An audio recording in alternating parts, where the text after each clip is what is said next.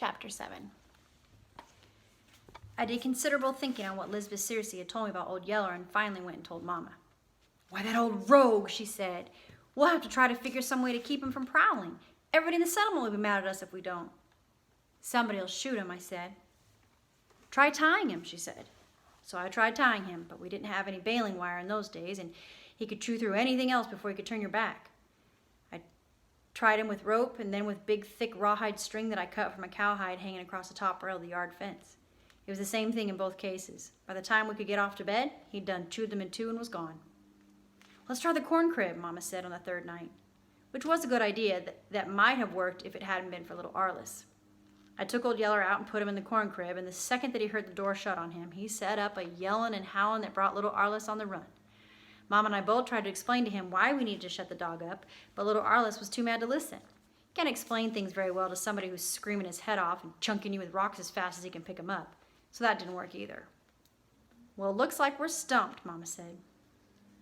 I thought for a minute and said, "No, Mama, I believe we've got one other chance. That's to shut him up in the same room with me and little Arliss every night." "But he'll sleep in the bed with you boys," Mama said, "and the first thing you know, you'll both be scratching fleas and having mange and breaking out with ringworms." "No, I'll put him on a cowhide on the floor and make him sleep there," I said. So Mama agreed, and I spread a cowhide on the floor beside our bed, and we shut Old Yeller in and didn't have a bit more trouble. Of course, Old Yeller did not sleep on the cowhide, and once, a good while later, I did break out with a little ringworm under my left arm. But I rubbed it with turpentine, just like Mom always did, and it soon went away. And after that, when we fed Old Yeller cornmeal mush or fresh meat, he ate it and did well on it and never one time bothered our chicken nests. About that time, too, the varmints got to pestering us so much that a lot of times Old Yeller and I were kept busy nearly all night long. It was the coons mainly. The corn was ripening into roasting ears now, and the coons would come at night and strip the shucks back with their little hands and gnaw the milky kernels off the cob. Also, the watermelons were beginning to turn red inside, and the skunks would come and open up little round holes in the rinds and reach in with their forefeet and drag out the juicy insides to eat. Sometimes the coyotes would come and eat watermelons too, and now and then a deer would jump into the field and eat corn, melons, and peas. So Old Yeller and I took to sleeping in the corn patch every night. We slept on the cowhide that Yeller never would sleep on in the house. That is, what did when we got to sleep. Most of the night we'd be up fighting coons. We slept out in the middle of the patch where Yeller could send a coon clear to the fence on every side. We'd lie there on the cowhide and look up at the stars and listen to the warm night breeze rustling the corn blades. Sometimes I'd wonder what the stars were and what kept them hanging up there so high and bright, and if Papa, way up yonder in Kansas, could see the same stars I could see. I was getting mighty lonesome to see Papa. With the help of Old Yeller, I was taking care of things all right, but I sure was beginning to wish that he'd come home. Then I'd think a while about the time when I'd get big enough to go off on a cow drive myself, ride my own horse, and see all the big new country of plains and creeks and rivers and mountains and timber and new towns and Indian camps. Then finally, just about the time I started to drift off to sleep, I'd hear Old Yeller rise to his feet and go padding off through the corn. A minute later, his yelling bay would lift from some part of the corn patch, and I'd hear the fighting squall of some coon caught stealing corn. Then I'd jump to my feet and go running through the corn, shouting encouragement to Old Yeller. "Get him, Yeller," I'd holler. "Tear him up." And that's what Old Yeller would try to do. But a boar coon isn't an easy thing to tear up. For one thing, he'll fight you from sundown to sunup. He's not big for size, but the longer you fight him, the bigger he seems to be. He fights you with all 4 feet and every tooth in his head and enough courage for an animal 5 times his size. On top of that, he's fighting inside a thick hide that fills a dog's mouth like a wad of loose sack. The dog has a hard time ever really biting him. He just squirms and twists around inside that hide and won't quit fighting even if the dog's got enough and is ready to throw the fight to him. Plenty of times, Papa and I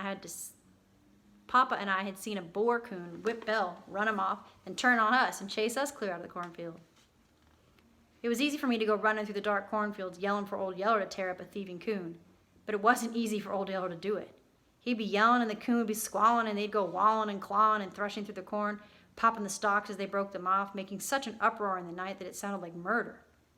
But generally when the fight was all over, the coon went one way and Old Yeller the other, both of them pretty satisfied to call it quits. We didn't get much sleep of a night while all this was going on, but we had us a good time and saved the corn from the coons.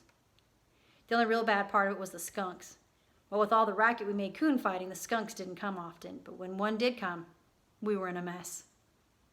Old Yeller could handle a skunk easy enough. All he had to do was rush in, grab it by the head, and give it a good shake. That would break the skunk's neck. But it wouldn't end the trouble, because not even a hoot owl can kill a skunk without getting spayed with his scent. Sprayed. And skunk scent is a smell that won't quit. After every skunk killing, Old Yeller would get so sick that he could hardly stand it. He'd snort and drool and slobber and vomit. He'd roll and wallow in the dirt and go dragging his body through the tall weeds trying to get the scent off, but he couldn't. Then finally he'd give up and come lie down on the cowhide with me. And of course he'd smell so bad that I couldn't stand him and have to go off and try to sleep somewhere else. But then he'd follow me and get his feelings hurt because I wouldn't let him sleep with me. Papa always said that breathing skunk scent was the best way in the world to cure a head cold. But this was summertime when Old Yeller and I didn't have head colds. We would just as soon let the skunks stay out of the watermelons and leave us alone. Working there night after night, guarding our precious bread corn from the varmints, I came to see what I would have been up against if I'd had to do it without the help of Old Yeller. By myself, I'd have been run to death and still probably wouldn't have saved the corn. Also, look at all the fun I would have missed if I'd been alone and how lonesome I would have been. I had to admit Papa had been right when he told me how bad I needed a dog. I saw that even more clearly when the spotted heifer had her first calf. Our milk cows were all old-time longhorn cattle and didn't give a lot of milk. It was real hard to find one that would give much more than her calf could take. What we generally had to do was milk 5 or 6 cows to get enough milk for just our family. But we had one crumpled horn cow named Rose that gave a lot of milk. Only she was getting old, and Mama kept hoping that each of her heifer calves would turn out to be as good a milker as Rose. Mama had tried 2 or 3, but none of them proved to be any good. And then along came this spotted one that was just raw bone and ugly enough to make a good milk cow. She had the bag for it too, and Mama was certain this time that she'd get a milk cow to replace Rose. Only trouble was, this heifer Spot, as we called her, had been snaky wild from the day she was born. Try to drive her with the other cattle and she'd run off and hide. Hem her up in a corner and try to get your hands on her and she'd turn on you and make a fight. Mama had been trying all along to get Spot gentle before she had her first calf, but it was no use. Spot didn't want to be friends with anybody. We knew she was going to give us a pile of trouble when we set out to milk her. I failed to find Spot with the rest of our milk cows one evening, and when I went to drive them up the next day, she was still gone. It's time for her to calve, Mama said, and I'll bet she's got one. That means have a baby. So the next morning I went further back in the hills and searched all over. I finally came across her, holed up in a dense thicket of bean myrtle close to a little seep spring. I got one brief glimpse of a wobbly, long-legged calf before Spot snorted and took after me. She ran me clear to the top of the next high ridge before she turned back. I made another try. Got to the edge of the thicket and picked me up some rocks. I went to hollering and chunking into the brush, trying to scare her and the calf out. I got her out all right, but she wasn't scared. She came straight for me with her horns lowered, bawling her threats as she came. I had to turn tail a second time, and again she chased me clear to the top of that ridge. I tried it one more time, then went back to the house to get Old Yeller. I didn't know if he knew anything about driving cattle or not, but I was willing to bet that he could keep her from chasing me. And he did. I went up to the edge of the thicket and started hollering and chunking rocks into it. Here came the heifer, madder than ever, it looked like. I yelled at Old Yeller. "Get her, Yeller!" I hollered, and Yeller got her. He pulled the neatest trick I ever saw a dog pull on a cow brute. Only I didn't see it the first time. I was getting away from there too fast. I'd stumbled and fallen to my knees when I turned to run from Spot's charge, and she was too close behind me for to be looking back and watching what Old Yeller was doing. I just heard the scared bawl she let out and the crashing of the brush as Old Yeller rolled her into it. I ran a piece further and looked back. The heifer was scrambling to her feet in a cloud of dust and looking like she didn't know any more about what had happened than I did. Then she caught sight of Old Yeller. She snorted, stuck her tail in the air, and made for him. Yeller ran like he was scared to death, then cut back around a thicket. A second later, he was coming up behind Spot. Without making a sound, he ran up beside her, made his leap, and set his teeth into her nose.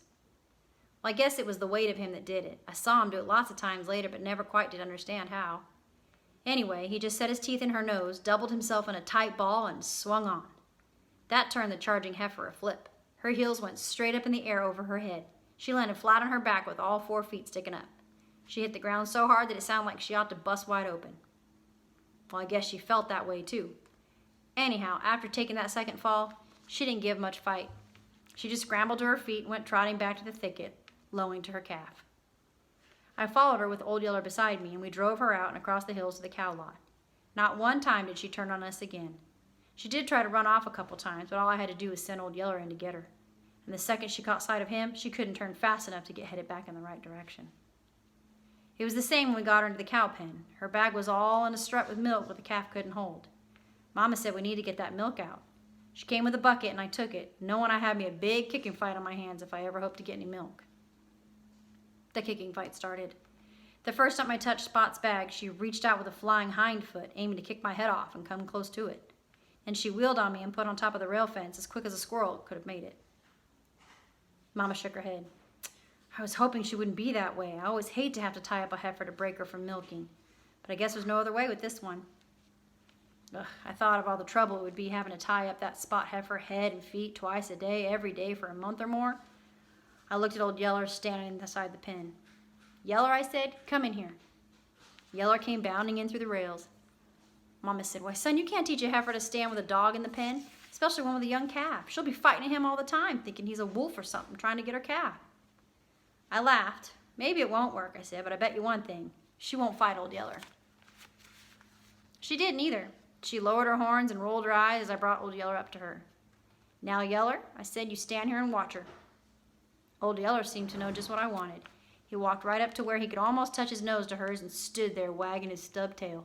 And she didn't charge him or run from him. All she did was stand there and sort of shake. I went back and milked out her shredded bag, and she didn't offer to kick me one time. Just flinched and drew up a little when I first touched her. Well, that does beat all, Mama marveled. Why, at that rate, we'll have her broke to milk in a week's time. Mama was right. Within 3 days after we started, I could drive Spot into the pen, go right up and milk her, and all she'd do was stand there and stare at old Yeller. By the end of the second week, she was standing and belching and chewing her cud, the gentlest cow I ever milked. After all that, I guess you can see why I nearly died when a man rode up one day and claimed old Yeller.